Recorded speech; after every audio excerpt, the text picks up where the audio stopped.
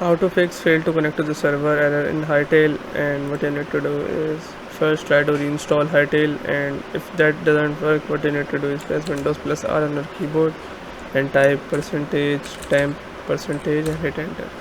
You have to select all the files and delete it. After deleting all the files from here, hopefully your problem solves, and check if your problem solves. Alright, that's it for today's tutorial.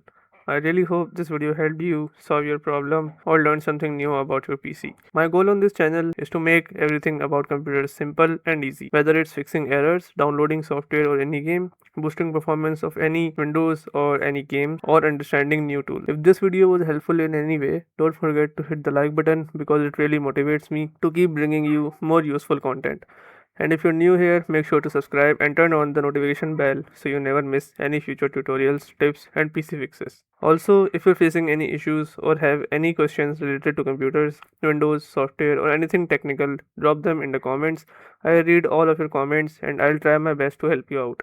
Thanks a lot for watching. Take care of your system, keep learning, and I'll see you in the next video. Thanks for watching.